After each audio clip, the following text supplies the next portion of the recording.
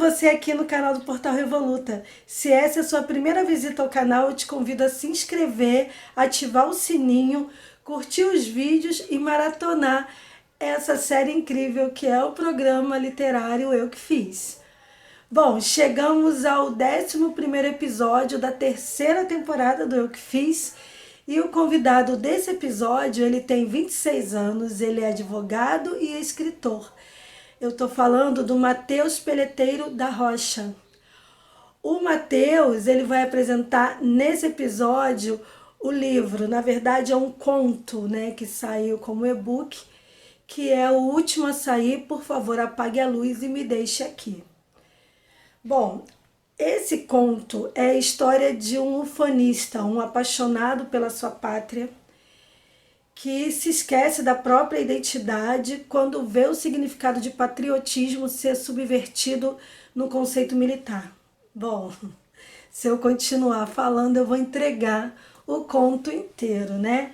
Então eu vou deixar você agora com o episódio 11 da terceira temporada do Eu Que Fiz, com o Matheus Peleteiro apresentando o conto O Último a Sair, Por Favor Apague a Luz e Me Deixe Aqui.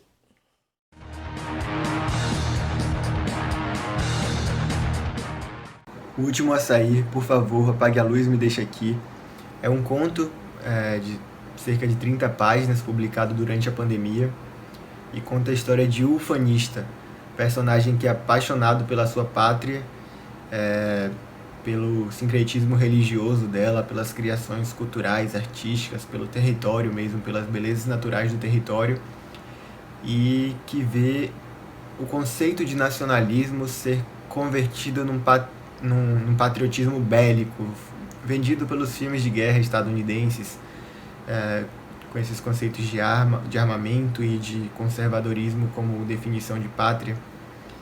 É uma crítica a esse conservadorismo ditador, diria, impositivo, que não respeita os direitos individuais, sobretudo, e sobre a legitimação da ignorância também.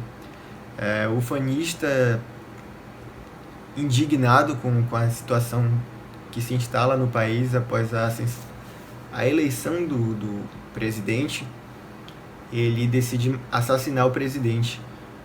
E a primeira cena do livro, não há um spoiler aqui, mas o livro conta sobre todo o enredo que ocasionou essa vontade de assassinato. No fim, não se trata de um livro sobre assassinar um presidente, mas sobre o vazio e a impotência que é causado quando a estupidez se instala num país que já foi rico e já teve alguma espécie de expectativa de progresso.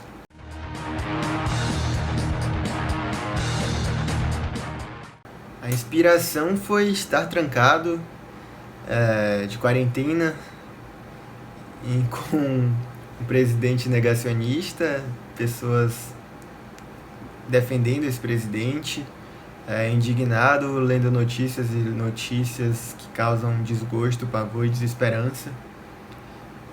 Tem um escritor argentino, eu li na internet, não lembro até hoje quem foi, não sei se foi Jorge Luis Borges, mas ele disse que um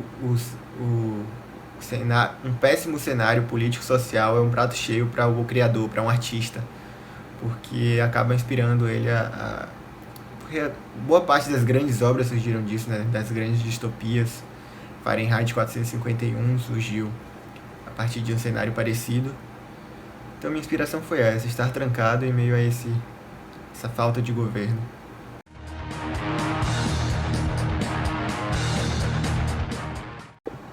Não.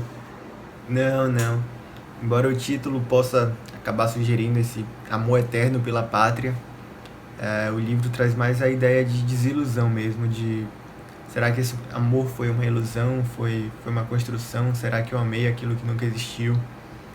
É um livro que brinca muito com delírio.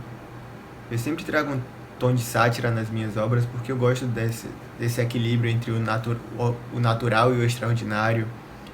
E o título acaba dizendo isso ao final do livro. Eu acho que cada leitor vai interpretar de uma forma, alguns vão entender como esse amor eterno é possível, depende cada pessoa lê o livro de um jeito diferente, mas eu não acho que o principal deles é perpetuar esse amor eterno. Talvez tenha uma inclinação maior para a desilusão.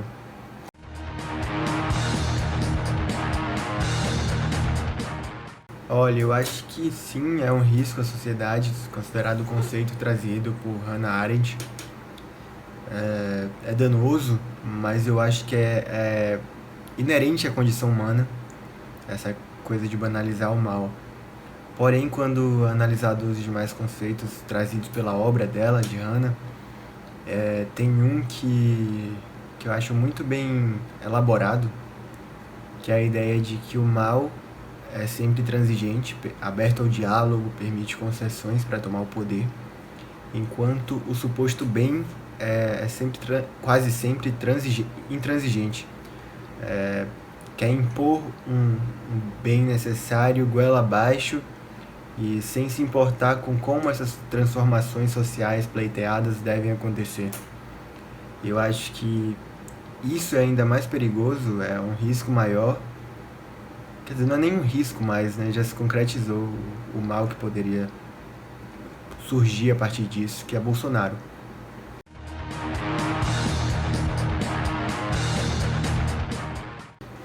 Infelizmente, eu acho que não.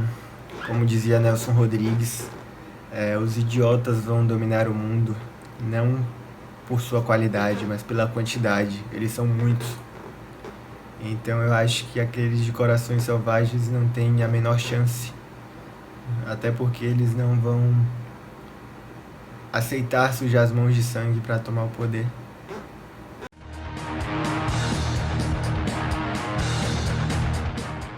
Foi muito, muito, muito fácil. Ser brasileiro já é o suficiente para você ter esse arcabouço para falar de desmonte de nações, né? Mas, tanto que a questão da ficção acabou ficando a cargo dos sentimentos suscitados por esse desmonte e pelas situações sociais que ocorreram e a sensação de impotência que as pessoas percebiam que estava acontecendo e percebem o que está acontecendo, sentem em meio a todo esse caos.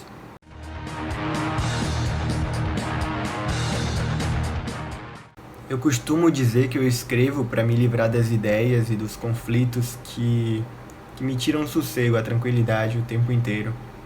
Mas desabafo talvez seja uma palavra que pode definir bem o que foi escrever esse conto. Um desabafo e uma tentativa de atacar com uma arma branca em um gesto simbólico com a forma que eu posso dizer não. Belchior dizia que enquanto estiver tempo, espaço e algum modo de dizer não, ele canta. Eu digo que eu escrevo enquanto houver um modo de dizer não. E minha escrita em geral tem sido isso, não só esse conto, com uma maneira de dizer não para muita coisa, ou como eu falei, para me livrar das ideias que me atormentam por aqui.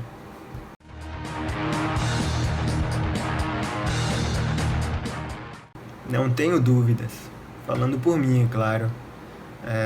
Eu li por aí que a felicidade prosta e o ódio move. O ódio, a indignação motivam. Tanto que aqui na Bahia a gente fala muito mas vou na força do ódio. Porque às vezes só o ódio e a indignação são os que nos fazem sair da cama e buscar ou lutar por alguma coisa. Então, a crise instiga a criatividade, mas ao mesmo tempo esse cenário brasileiro em especial faz qualquer ficção parecer excessivamente complexa. Porque, como eu falo no livro, nas distopias a gente pensa num futuro distópico bem complexo e mirabolante, com planos milimetricamente bem medidos, e se depara com um circo de palhaços no governo, né? Então há uma dualidade aí.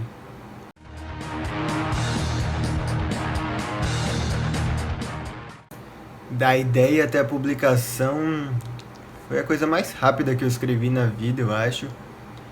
E foi a que eu publiquei com mais velocidade também, porque eu achei que tinha urgência de ser dito aquilo. Eu publiquei de forma gratuita também, porque eu achei que todo mundo... Porque eu não tive intuito comercial, assim, eu queria que as pessoas lessem, que se sentissem abraçadas pela história, por se sentirem da mesma maneira. E também queria me sentir abraçado pelas pessoas que se sentiam da mesma maneira. Recebi diversos feedbacks, teve mais de 10 mil downloads de pessoas falando: Liz, estou feliz de saber que não sou só eu que penso assim, porque muitas vezes elas estão sozinhas, presas com familiares, colegas de trabalho, defendendo esse tipo de discurso e se sentindo impotente, desesperançosa. E, enfim, a gente estava no início da pandemia, no momento de mais pavor, embora agora o risco esteja maior. Acho que no início todo mundo estava mais apavorado. E, enfim, eu acho que pela urgência eu publiquei de forma gratuita e ele assim permanece.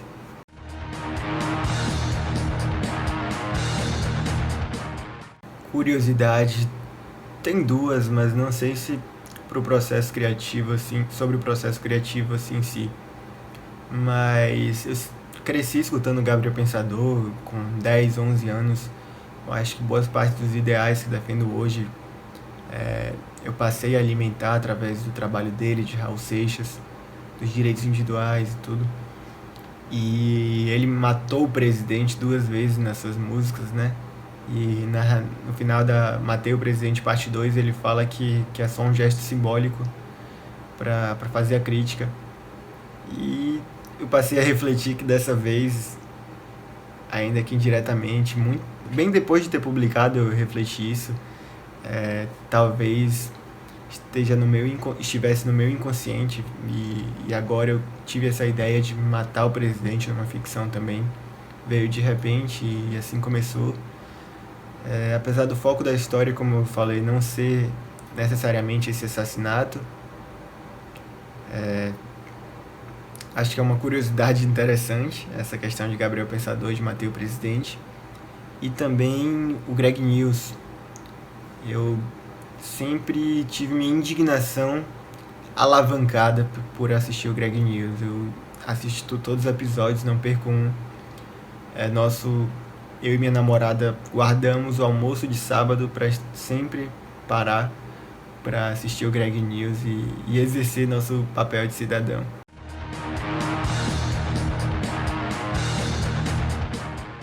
Como foi um projeto feito às pressas, assim, a publicação foi às pressas porque, como eu disse, era urgente. Eu mesmo editei a capa num desses softwares gratuitos, que tem artes gratuitas, e não houve projeto gráfico, eu mesmo diagramei também, publiquei na Amazon. Futuramente o conto estará num livro de contos, aí sim com projeto gráfico, com uma arte de capa feita por um designer, mas o e-book especial ficou tudo por minha conta.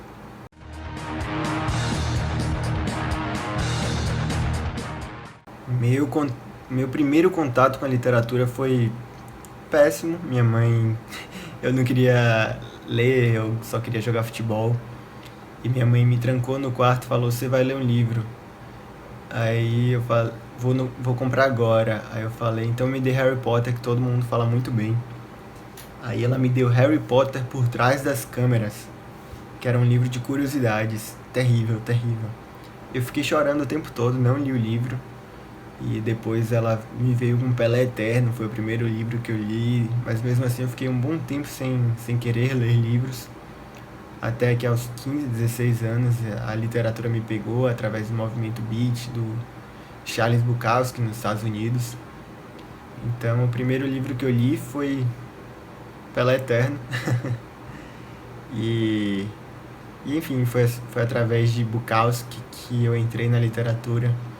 Foi através dele que eu comecei a escrever, foi por influência dele e de David Duchovny, o ator de Californication, que interpreta o alter ego de Bukowski. Numa ficção, né?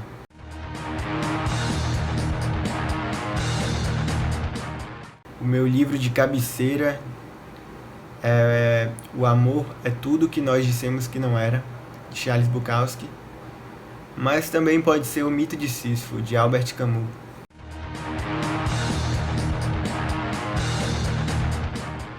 Olha, eu queria poder dizer que foi Os 100 Anos de Solidão, de Gabriel Garcia Marques, mas na força do ódio eu consegui terminá-lo. Queria ler nem que fosse para opinar, para dizer que não gostei, as razões. Achei bem cansativo, mas meu calo literário mesmo que eu não consigo terminar de ler é O Inimigo, ou O Vendido, de Paul Biatti, não sei a pronúncia certa, mas é um escritor estadunidense muito bom, muito bom. Ele escreveu essa sátira ao racismo numa narrativa bem ágil, veloz, porém repleta de referências à história dos Estados Unidos e julgamentos, e eu acabo não pegando essas referências, boa parte delas, e a leitura acaba ficando maçante e desinteressante até, porque eu sinto que não estou entendendo nada, mas dá para ver através da prosa e do quão mordaz é a ironia trazida, que é um grande livro.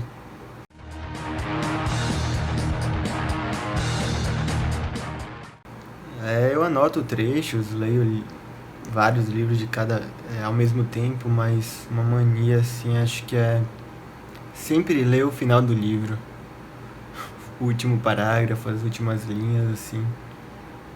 Quase sempre eu não entendo nada, mas sinto o tom que ele quer terminar, assim, como as palavras são utilizadas pelo final. E também gosto de folhear livros antes de comprá-los, ou antes de decidir que vou lê-los, seja em e-book ou pegar emprestado. Eu leio trechos de diálogos, ou uma página no meio, uma do meio pro final.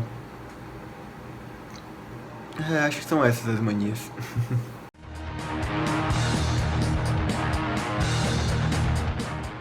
Um livro só é difícil, mas vamos lá, vou indicar alguns. O Sagrado Coração do Homem, de Michel de Oliveira, é um livro que eu gostei muito. É uma sátira cáustica, como eu gosto de dizer, ao machismo. O novo livro de Diego Moraes, de poesia, lindo. Quem abraça o mundo com muita força vira poeta ou perde os braços. Tem o novo livro de Vitor Oliva, A Espera de Caronte, também muito bom. Pequena Coreografia do Adeus, de Aline Bey, gosto muito. Meia-Noite e 20, de Daniel Galera. Enfim, acho que 4 tá bom, né? E aí? Qualquer semelhança com a realidade que a gente vive não é mera coincidência, né? Bom, o Matheus escreveu esse conto durante a pandemia, né? E ele pode ser lido de uma tacada só. É um conto bem interessante que fala aí desse momento, né, obscuro, esse momento difícil que não só o país, mas o mundo está passando, mas principalmente o Brasil, né, por conta de todo esse cenário político e social e essa crise sanitária que a gente está vivendo durante essa pandemia do coronavírus. E é um conto necessário. Eu gostei muito de ter lido e por isso trouxe aqui para vocês poderem conhecer o trabalho do Matheus, principalmente desse conto, e também tem outros livros que ele lançou. Então, ficou curioso? Quer ler? Eu vou deixar aqui na tela o Instagram do Matheus Peleteiro para você poder acompanhar o trabalho dele, e na descrição do vídeo vai ter o link para você poder acessar o conto, tá bom?